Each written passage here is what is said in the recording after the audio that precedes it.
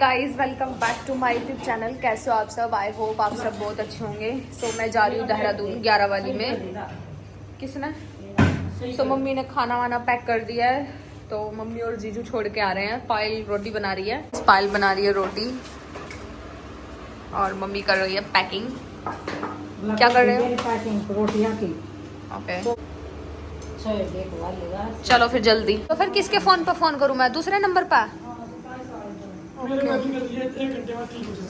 So guys bus stand पे आ गए हम 10:55 पे और 11:15-20 तक कह रहे हैं ये बस आवेगी।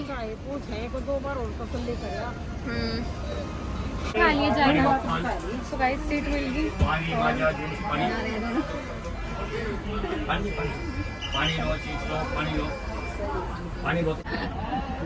सो गाइस मैं जा रही हूँ और मम्मी अब आपको पायल के व्लॉग में दिखेगी जब तक रहेगी।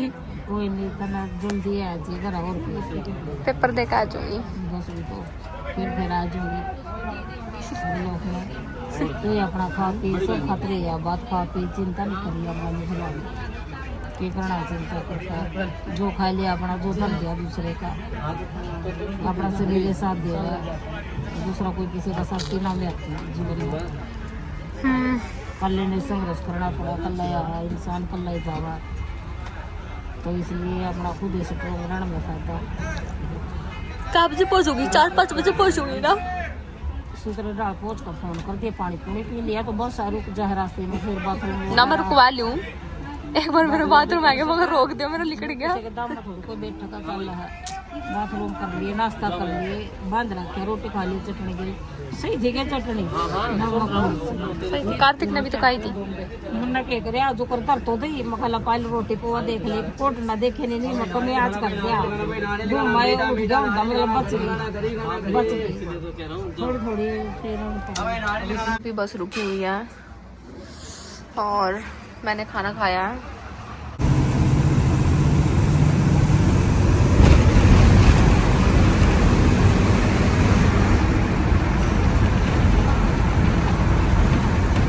सो गाइस फाइनली मैं हॉस्टल पहुंच गई हूँ और अभी मैंने अपने मैले कपड़े यहाँ रखे हैं, लॉन्ड्री में दूंगी धोने के लिए।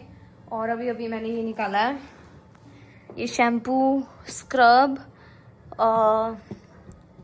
लोशन। और जो आप लोग पूछ रहे थे डैंड्रफ का कौन सा शैम्पू था, तो डॉक्टर ने हमको ये वाला रिकमेंड किया था। हमने बोला सिंपल डैंड्रफ है, ठीक है, इस पे लिखा हुआ है इसको आपको कैसे अप्लाई करना है। सो आप लोग भी कर सकते हो, इतना हार्म नहीं है। और वैसे ये पिंक कलर का है, ठीक है। और ये मेरा बॉडी वॉश। तो अभी मैं अपनी अलमीरा में से सामान निकाल रही थी, क्योंकि मैं जब गई थी तो सारा इसमें ऐसे घुसेड़ दिया था। इसके घुसेड़ने के पीछे रीज़न ये था कि मैम ने बोला था तेरे रूम में कोई नहीं है तो तेरे रूम में कोई आ सकती है, तो तू अपना रूम ऐसे करके जाएगी खाली। समझ रहे हो? मतलब लॉक की चाबी मैं मैम को देके गई हुई थी, एक चाबी मेरे पास थी। तो अभी ये मैंने इसमें घुसा दिया है। सर धोऊंगी, तेल लगाऊंगी। और ये मैले कपड़े हैं तो इनको मैं इधर डाल देती हूँ, क्योंकि अभी ये पूरा रूम तो मेरा ही है, तो इधर ऐसे टांग देती हूँ।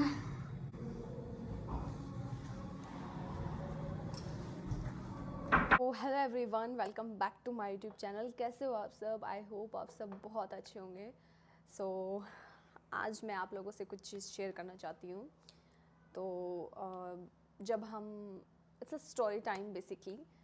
सो बैठ जाओ आराम से, खाना खाते हुए या चुस्की लेते हुए चाय की, आराम से देखो, ठीक है।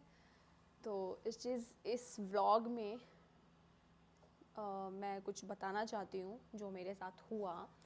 सो बेसिकली क्या हुआ, हम बागेश्वर धाम जा रहे थे, ठीक है। तो हम ट्रेन में बैठ गए थे। सो हमारा एकदम रैंडमली प्लान बना था, और प्लान बना था तो हम निकल लिए कि सीट तो कहीं ना कहीं मिल ही जाती है, ठीक है। फिर सीट मिल भी गई। पहले हम स्लीपर में बैठे थे, फिर हमने सोचा यार कहीं टीटी ना आ जाए, तो इट्स बेटर कि हम जनरल में चले जाते हैं। तो हम स्लीपर में बैठे थे और कोई आ रहा था कि ये हमारी सीट है, ये हमारी सीट है, ठीक है, क्योंकि रिज़र्व रहती है ना इन सब चीज़ों में। तो फिर उसके बाद क्या हुआ, मम्मी ने जीजू को बोला कि तू जनरल में डब्बा देख ले, हम जनरल में बैठ जाएंगे। तो जीजू ने जनरल में डब्बा देखा और वहाँ सीट मिल गई, ठीक है। एक नीचे मिल गई, एक ऊपर मिल गई। तो मैं तो ऊपर ऊपर बैठ गई, ठीक है। और मम्मी नीचे, पायल नीचे, और जीजू पहले खड़े थे। फिर वहाँ पे 2-3 आंटियाँ जैसे पलवल फरीदाबाद उतरी तो वो जीजू की सीट बन गई थी। तो वो तीनों एक साथ बैठे थे, मैं ऊपर। जहाँ पे जनरल में क्या होता है, जैसे स्लीपर में तो 3 सीट्स होती है, नीचे, बीच में और ऊपर सोने वाली। बट जनरल में क्या होता है, ऊपर वो होता है जिसमें बैग वगैरह रखते हैं, जिसमें अपना सामान वगैरह रखते हैं। तो मैं उस पर लेटी हुई थी, ठीक है। तो मैं लेटी हुई थी एंड सब कुछ सही था, सब कुछ नॉर्मल चल रहा था। तो क्या होता है, मैं सो जाती हूँ, अब रात हो जाती है, लाइट्स ऑन रहती है जनरल डब्बे की, क्योंकि जनरल डब्बे में हर प्रकार की ऑडियंस होती है बेसिकली। तो क्या हुआ, मैं लेट गई। तो जैसे ये मेरा रूम है ना, इसमें जो जालियाँ हैं ऐसी जालियाँ थी, और जिसमें से सिर्फ 2 फिंगर्स या 3 फिंगर्स जा सकती हैं। तो वो मेरे बगल में एक पहले एक लेडी और एक उसके हस्बैंड थे। तो वो मुझसे पूछ रहे थे कि ये जगह कब आएगी, क्योंकि लंबा रूट था ना, पानीपत से एमपी जाना, कितने रूट्स आते हैं, पलवल, फरीदाबाद, मथुरा, मतलब बहुत सारे प्लेसेस आ रहे थे। तो फिर उसके बाद वो लोग चले गए, ठीक है। तब तक सब कुछ सही था। उसके बाद एक आदमी आता है और वो भी सो रहा है मुंह ढक के, मैं भी सो रही हूँ। उसके बाद क्या हुआ, वो अपनी ऐसी उंगली लेके झांकी में से ऐसे निकाल के ऐसे ऐसे कर रहा। मैं सो रही और एकदम मैं उठी, मैं क्या हो रहा है यार ये। तो मैंने देखा कि उस आदमी ने एकदम ऐसे उंगली अपनी वापस कर ली एकदम ऐसे, और ऐसे एक्टिंग कर रहा है कि मैं सो रहा हूँ, कि मैंने तो कुछ किया ही नहीं। अब हम हैं, अब ट्रेन में ट्रैवल कर रहे हैं, तो माइंड तो सतर्क ही रहता है कि कोई फ़ोन ना खींच ले या कोई बैग ना चुरा ले। और जिसमें मेरे इम्पोर्टेंट माइक, फ़ोन, ये सब था, पैसे थे, वो बैग मैंने बिल्कुल ऐसे छाती के लगा के रखा हुआ था, और मैं उसको लगा के ऐसे सो रही थी। बाकी जिनमें खाना पीना था वो मम्मी और के पास थे, ठीक है। तो जीजू जाग ही रहे थे। तो उसने ऐसे ऐसे उंगली की, और मैंने देखा कि उस बंदे की जिप खुली हुई थी पैंट की। मेरी जब ऐसे आँख खुली, मैंने देखा कि ऐसे मैंने भी शॉल ढकी हुई थी। मैंने देखा यार कौन उंगली कर रहा है यार। फिर मैंने देखा कि अरे वो लोग और वो हस्बैंड और वाइफ तो चले गई, आदमी कौन आ गया। मैं फिर समझ गई भाई इसी के काम है, ठीक है। उसके बाद फिर मैंने इग्नोर कर दिया, मैं चल कोई बात नहीं, चीप पीपल्स। फिर उसके बाद क्या हुआ, जीजू ऊपर आ गए। जीजू ऊपर आ गए, नहीं उससे पहले मैंने क्या किया, मैं थोड़ा डर गई, मैं थोड़ा सहम गई कि यार, वैसे तो मुझे ये था कि जाली में से तो ये क्या ही कर लेगा, उंगली तो निकाल रहा है बस, उंगली ऐसे ऐसे ला रहा ला।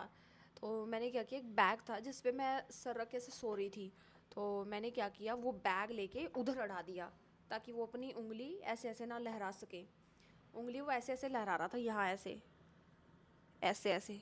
तो मुझे फील हो रहा था कि कोई मुझे टच कर रहा है, मतलब कोई कुछ एक्टिविटी हो रही है मेरे साथ। बेशक मैं नींद में थी, बट स्टिल मेरा माइंड बहुत एक्टिव था। तो फिर उसके बाद हाँ, मैंने बैग रड़ा दिया, ठीक है। फिर थोड़ी देर बाद जीजू आते हैं, ठीक है। जीजू आते हैं, फिर उसके बाद जीजू बैठ जाते हैं, क्योंकि वो बैठे बैठे थक गए थे, और पायल तो सो गई थी लंबी टांगे करके मम्मी के ऊपर और कार्तिक के ऊपर।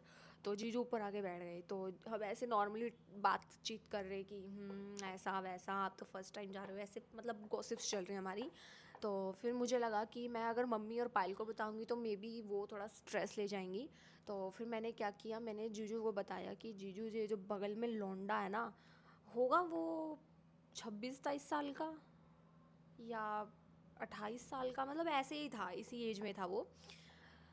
तो मैंने जीजू को बताया कि जीजू ऐसे ऐसे ये लौंडा और ऐसे ऐसे ऐसे जाली में से उंगली निकाल रहा है ऐसे ऐसे करके। और फिर जीजू बोले कि फिर जीजू मारने गए उसे। मैंने बोला अभी कुछ मत करो, नेक्स्ट टाइम करेगा तो हम फिर धो देंगे।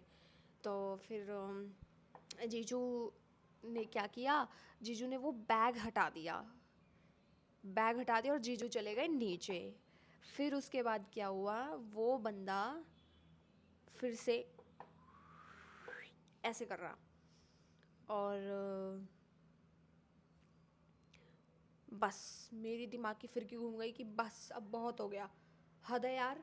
मतलब एक साइन मिल जाता है ना कि सामने वाले को पता चल गया, उसने बैग रख दिया ताकि आप कोई एक्टिविटी ना कर सको, बट फिर उस बंदे के खुजली थी, फिर उस बंदे ने ऐसे ऐसे उंगली की, तो मेरा दिमाग सटक गया। तो मैंने क्या किया, मैंने जीजू को बोला देखो यार कार्तिक देखिए फिर से वही हरकत कर रहा है।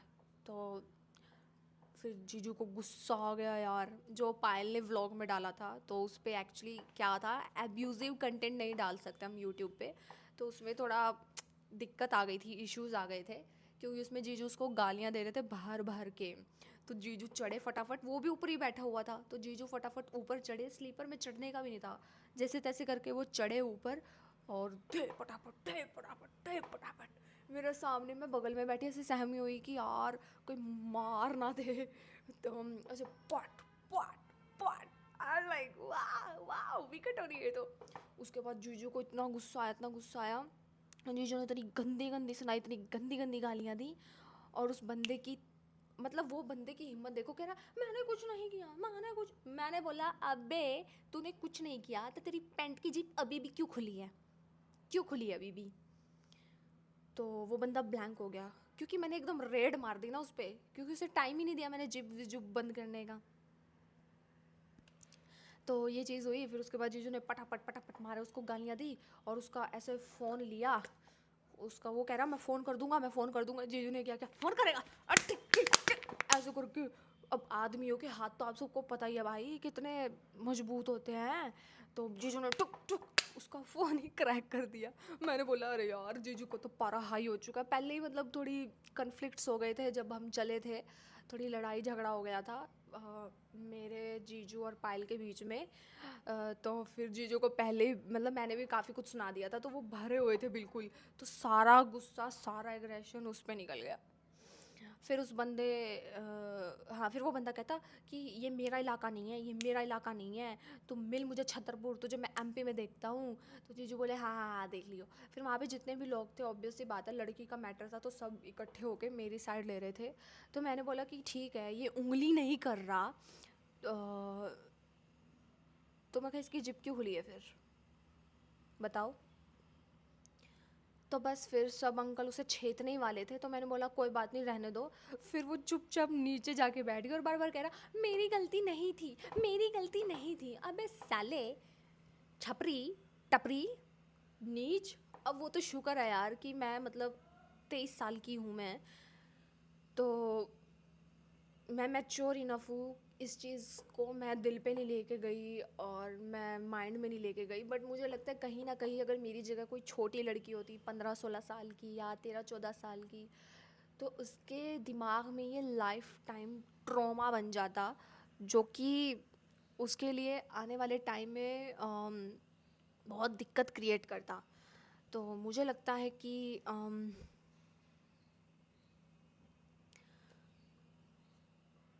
ये तो मैं मतलब ठीक है, मैंने स्ट्रांगली फिर तो मैंने मम्मी को बता ही दिया। मुझे याद था कि यार भागेश्वर धाम जा रहे हैं, तो मुझे ये था कि यार भागेश्वर धाम जा रहे हैं तो शांतिपूर्वक जाए, सब कुछ अच्छा हो, सब कुछ दी बेस्ट हो, अच्छा ट्रिप चला जाए। और दूसरी चीज़ आप लोग बोल रहे थे कि ऐसे ही मत जाया करो, सीट रिज़र्व करवा के जाया करो, रैंडम प्लान मत बनाया करो। सो द थिंग इज़ कि चलो हम चले गए, तो हमने सोचा कि चलो चलो तो गए, अब तत्काल में आते वक्त की करा लेंगे। तो हम फिर दर्शन वर्शन किए, वहाँ पे सब कुछ सही था, वहाँ पे सब कुछ दी बेस्ट था। अपना दर्शन किए अच्छे से, परिक्रमा की, और हम आ गए। ठीक है, आते वक्त इतनी भीड़ इतनी भीड़, और हमें लगा ट्रेन यहाँ से आएगी, बट ट्रेन यहाँ से आ गई और सब भरी हुई, दिल्ली के लिए भरे हुए थे बेसिकली लोग। दिल्ली बहुत ट्रैवल करते हैं लोग, तो यार स्लीपर में घुस गए हम, स्लीपर में घुस गए तो इधर उधर चढ़ गए। फिर जैसे 4-5 स्टेशन तो कोई नहीं आया, उसके बाद फिर लोग आने लग गए धीरे धीरे, तो उतार दिया। फिर हम अगले डब्बे में गए, मतलब अगले डब्बे में नहीं, मतलब जैसे ये एक एरिया है ट्रेन का, एक ही डब्बे में मतलब काफ़ी सेक्शंस होते हैं ना, तो हम नेक्स्ट सेक्शन छोड़ के अगले सेक्शन में गए, तो वहाँ पे एक लड़की थी, तो वो लड़की थी तो मैं उसके बगल में सोई, और फिर उसके बाद पायल उधर सोई, मम्मी उधर सोई, ऐसे एडजस्ट करके सब सो गए, क्योंकि काफ़ी और भी लोग थे जो ऐसे ही चढ़े हुए थे। फिर थोड़ी देर बाद देखा तो ट्रेन में जगह ही नहीं थी, तो जो जनरल वाले थे वो भी स्लीपर में घुस गए बेचारे अपने बच्चों को लेके ऐसे वैसे, ठीक है। तो फिर उसके बाद हम सोते आए, तो वो लड़की दिल्ली की थी, वो पूरी फुकरी मार रही थी कि ऐसे कोई सीट नहीं देता ये वो। तो फिर भी मतलब ठीक है, चलो सबका अपना नेचर होता है। वो एहसान दिखा रही थी कि मैंने तुम लोगों को सीट दे दी और ऐसे कोई नहीं देता अपनी सीट अपना ये वो। तो मैं उसके अपोजिट सोई थी एक ही सीट पे ऐसे, क्योंकि मैं पतली सी थी। और फिर उसके बाद सस्पेंस आता है टीटी का। ये सब चीज़ें हम रिकॉर्ड नहीं कर पाए बट इट्स ओके। सो उसके बाद सस्पेंस आता है टीटी का। टीटी आता है, टीटी कहता है हाँ भाई। तो जीजू थोड़ा, आप लोग बोलते हो ना कि वो इमेच्योर है, जीजू इमेच्योर तो है यार, इस चीज़ से तो मैं एग्री करूँगी, ठीक है। तो उनमें दिमाग ही बहुत कम है मतलब। तो क्या हुआ, टीटी बोल रहा हाँ भाई कहाँ से आए हो, टिकट दिखाओ। तो उन्होंने बोला जी यहीं से चढ़े हम। तो टिकट में लिखा हुआ छतरपुर से चढ़े हम। तो उसने टिकट देख ली, उसको दिमाग घूम गया, अरे छतरपुर तू बोल रहा है इधर से, झूठ बोल रहा है, झूठ बोल रहा है। तो फिर मैंने बोला अरे यार जीजू सच बोल दो, क्योंकि समटाइम्स सच बोलने से क्या होता है, सामने वाले पे ये इंप्रेशन पड़ता है कि हाँ बंदा जेन्युइन है। तो फिर मैंने बोला नहीं सर हम छतरपुर से चढ़े थे और हमें सीट नहीं मिली थी, पूरी ठुकी हुई थी ट्रेन। सो इमरजेंसी में हम ऐसे ऐसे हमने सामने वाले से बातचीत करके हमने शेयरिंग कर ली। तो उन्होंने बोला कि ठीक है, उन्होंने कर दिया कुछ कैलकुलेशन, उन्होंने बिल बना दिया 1750 समथिंग। तो फिर जीजू की फैमिली में कोई है रेलवे पुलिस में, तो जीजू ने उनको फ़ोन किया कि ऐसे ऐसे बात हो गई है। मतलब बात तो पहले ही कर ली थी कि ऐसे ऐसे सीट नहीं मिली है बेसिकली, तो आप कुछ सेटिंग कर दो ना। तो फिर क्या हुआ, ये सब हो गया। ये सब होने के बाद उन्होंने बोला कि भाई मत कर ये वो ऐसे ऐसे था। तो उन्होंने बोला कि सर प्लीज़ 2 की तो काटने दो टिकट। तो उन्होंने नहीं यार छोड़ना क्या करेगा, आगे जाके काट ले और बहुत मिल जाएंगे। तो फिर उसको ये हो गया कि यार पैसे बनने वाले थे, पैसे ही नहीं बने। और उसको एक गुस्सा ये भी आ रहा था कि चलो चढ़ तो गए, ऊपर से सीट भी मिल गई इनको, पूरे रास्ते बैठ के आए हैं ये लोग। अब उन्हें क्या पता हमने कैसे कैसे सामने वालों से बातचीत की, कैसे कैसे वो किया। हाँ, तो उसके बाद फिर एक जीजू सोनीपत से हैं, तो उनकी टोन भी ऐसी है बिल्कुल जैसे कि वो भी एक घुसंट मारेंगे। थोड़ा ऐसे लगता है उनकी टोन बहुत हैवी है। तो जैसे आप लोगों को लगता है ना कि हरियाणा वाले थोड़ा ऐसे लगता है, जैसे जब बात करते तो ऐसे लगता है कि भाई झगड़ा करने आ रहा है। तो ऐसे जीजू की टोन भी थोड़ी ऐसी है जब वो एग्रेशन में होते हैं या जब थोड़ा ऐसे होता है उनका माइंड। तो फिर वो बोला कि ठीक है चलो कोई बात नहीं। फिर सबने मिला और अरे कोई बात नहीं, क्योंकि तब तक अपना एरिया आ गया था। वो शायद मथुरा जंक्शन, पता नहीं कौन से जंक्शन में मिले थे हमें। तो तब तक शायद पता नहीं Faridabad, I don't know, I don't remember यार एग्जैक्टली कौन सा जंक्शन था वो। तो वहाँ पे मतलब हमारे एरिया के लोग आ गए थे। तो उन्होंने बोला अरे कोई बात नहीं कोई बात नहीं कोई बात नहीं, लेडीज़ का काम है, लेडीज़ का काम है। क्योंकि 3 तो लेडीज़ ही थी, एक ही तो था gents. So basically all I meant to say कि बहुत कुछ हो गया। और बस अब ये तो ये था कि चलो अब बन गया emergency plan. But next time हमने यही सोचा है कि टिकट होएगी आने की और जाने की तो ही जाएंगे, वरना नहीं जाएंगे। क्योंकि यार फैमिली के साथ दिक्कत होती है। अगर आप सोलो ट्रैवल कर रहे हो तो इतना मैटर नहीं करता टिकट विकेट का, चढ़े जाओ जनरल में। बट ऑडियंस का भी मैटर करता है। आप जनरल में चढ़ रहे हो तो वहाँ पे अलग टाइप की ऑडियंस होती है, और अगर आप स्लीपर में हो तो उसमें अलग ऑडियंस होती है, एसी में हो तो उसमें अलग ऑडियंस होती है। और पैसों का तो कोई सीन ही नहीं था। हमने तो ये भी बोला था टीटी को कि कुछ एक्स्ट्रा 500-200 रुपये ले लो और कर दो जुगाड़पंती, सीट दे दो यार, हमें होगी सीट। तो बस फिर यही सब हुआ और फिर हम आ गए। और फिर आने के बाद मुझे इस चीज़ का रिग्रेट हुआ कि जीजू को उनका फ़ोन नहीं ऐसे मरोड़ना तोड़ना चाहिए था। मे बी वो गरीब था शायद। तो जीजू ने बोला अच्छा, जब वो तुझे दुखी कर रहा था तो वो तुझे अच्छा लगा, और तुझे उसका फ़ोन, मैंने उसका फ़ोन तोड़ा तो तुझे वो अच्छा नहीं लगा। तो मैंने बोला नहीं। फिर मैंने सोचा कि हाँ यार सही कहने जीजू, जो चीज़ गलत है तो गलत है। और कुछ ज़्यादा ही साफ दिल है मेरा और मेरी मम्मी का और मेरी बहन का भी यार। तो मेरी बहन के बारे में भी आएंगे हम। तो फ़िलहाल अभी इस व्लॉग को यही एंड करते हैं। और यही थी स्टोरी और वही मतलब मार पिटाई हो गई थी और वही जीजू ने टिक गए थे और इसीलिए वो गालियाँ दे रहे थे, उनका गुस्सा ज़्यादा आ गया था। और वो जो ऑटो में कह रहे थे कि पता नहीं कौन बोल रहा था कि अगर साली की जगह बीवी होती तो खल्लास था वो बंदा। तो फिर मम्मी ऑटो में उस व्लॉग में बोलने रही है, क्यों ये क्या तेरी कुछ नहीं लगती, तो इसके बारे में अच्छा मतलब तूने हल्के में ले लिया। तो मतलब यही चीज़ थी, आप लोगों ने अगर ध्यान से देखा तो। सो ठीक है गाइज़, मैं बस यही कहना चाहती हूँ कि इस चीज़ पे मैं कंक्लूज़न में ये कहना चाहती हूँ, ये जो स्टोरी थी इसमें मैं ये कहना चाहती हूँ कि जब आपके पेरेंट्स जैसे मैं जब 19-20 साल की थी तो मुझे ये था कि मुझे दुनिया ट्रैवल करनी है। अब फैमिली में कोई था तो था नहीं ट्रैवल करने के लिए, सबके नखरे, सबके बजट, ये वो, एटीट्यूड, टाइम इश्यूज़।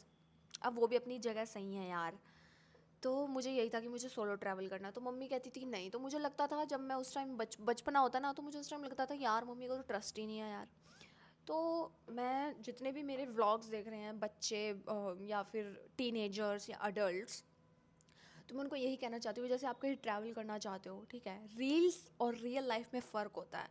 और दूसरी चीज़, हम जितना दिखाते हैं आप लोग उतना ही देखते हो। Behind the camera, behind the scene बहुत सारी चीज़ें होती हैं। 24 घंटे में बहुत चीज़ें हो जाती हैं, ठीक है। तो अगर आपके पेरेंट्स आपको बोल रहे हैं कि नहीं जाना, तो उसके पीछे कुछ रीज़न्स हैं, ठीक है। उनका ये नहीं है कि वो आप पे ट्रस्ट नहीं करते, वो आप पे ट्रस्ट करते हैं, बट वो सामने वाली जो दुनिया है ना, उन पे ट्रस्ट नहीं करते। तो वो आपकी सेफ्टी और आपको सिक्योर करके लेके चलना चाहते हैं। तो ज़्यादा ज़ुबान मत लड़ाया करो अपने माँ बाप के साथ, और ना ज़्यादा खिच किया करो कि आप मुझे कहीं नहीं जाने देते, आप मुझसे प्यार नहीं करते, आप मुझे भरोसा नहीं करते। खासकर लड़कियों को लगता है कि कहीं इनको लग रहा है कि मैं बॉयफ्रेंड के साथ ना भाग जाऊँ या शादी ना कर लूँ। ऐसा नहीं यार, उनके माइंड में सच बताऊँ तो ये चीज़ आती भी नहीं है। उनके माइंड में बस यही आता है कि यार कितने घिनौने लोग हैं इस धरती पे, तो कैसे क्या ही होगा, कैसे हैंडल करेगी चीज़ें, कैसे टैकल करेगी। और जब हम अलग स्टेट में होते हैं तो वहाँ की अलग ही दुनिया होती है भाई। आप यूपी में जाओगे वहाँ की अलग दुनिया है, आप हिमाचल प्रदेश जाओगे वहाँ की अलग दुनिया है, अलग रूल्स, अलग स्टेट, अलग एडमिनिस्ट्रेशन, अलग पुलिस स्टेशन, अलग अलग टाइप के लोग। आपको ना इस दुनिया में हर प्रकार के लोग मिलेंगे, अच्छे भी बुरे भी। बस आपको ये देखना है कि आपको उन सब चीज़ों से कैसे हैंडल करना है। अगर आप ट्रैवल कर रहे हो, ये चीज़ किसी के साथ भी हो सकती है, किसी के साथ भी, बच्ची, बूढ़ा, जवान, किसी के साथ भी। सो मैं बस यही कहना चाहती हूँ एट दी एंड कि अपने पेरेंट्स की सुनो, वो आप लोगों को गलत नहीं चाहते। और खुश रहो। और मैं ठीक हूँ बिल्कुल। मुझे मतलब मैं इतनी फ्रैंक हो चुकी हूँ अपने घर वालों से कि मैं उनको कुछ चीज़ हैपन हो रही है तो मैं उन्हें बता सकूँ। सो मुझे लगता है कि आप लोगों को भी अपनी फैमिली के साथ इतना फ्रैंक हो जाना चाहिए कि आप उनको कहीं ट्रैवल करो या कोई भी चीज़ है या स्कूल में या कुछ भी, तो आप उनको बता सको। और दूसरी चीज़ ये है कि कलयुग है, अगर कोई आपका बुरा कर और आप सोच रहे हो कि कर्मा घूम के आएगा उसके साथ बुरा होगा, नहीं। जिस मैम ने मुझे स्कूल से निकाला था कि ये पढ़ती लिखती नहीं है, ऐसा वैसा करके, ये क्या करेगी, इसको नॉन मेडिकल नहीं दिलानी, ये फेल हो जाएगी, XYZ, तो वो मैम पिछले साल उस स्कूल की प्रिंसिपल बन चुकी हैं। सो ये मुझे अभी 4-5 दिन पहले ही पता चला है। पायल का दोस्त है शिवम भैया, उसने मुझे बताया, तो आई एम शॉक्ड। तो मुझे लगता है कि सब अपना कर्मों का लिखवा के आते हैं, और हम किसी को बदुआ दें या किसी को कोसें या किसी ने हमारा दिल दुखाया, तो मुझे ऐसा नहीं लगता कि उनके साथ कुछ होता है बुरा। सो इस चीज़ से मुझे ये सीखने को मिला कि सब अपने कर्मों का लिखवा के आते हैं। मैंने किसी के साथ बुरा कर दिया, इट्स ऑल राइट, कुछ नहीं होगा। सो दिस इज़ कॉल्ड कलयुग। सो ठीक है गाइस, अगर आप लोग भी सोच रहे हो कि किसी ने आपका बुरा किया तो उसका भी बुरा होगा, जी नहीं, उसका और अच्छा होगा। सो बस यही जीवन है, यही जीवन की सच्चाई है। तो इसीलिए कहते हैं जीवन एक मेला है, इन्जॉय करो, एक्टिविटीज़ करो और काचे काटो और पतासे बांटो। सो ठीक है guys, bye, thank you for watching this vlog, love you all, take care, bye. और हाँ, लाइक कमेंट शेयर करना मत भूलना। सब्सक्राइब भी कर दो यार, मेरे सब्सक्राइबर ही नहीं बढ़ रहे, पता नहीं क्या आफत आ रही है यार, कर दो सब्सक्राइब।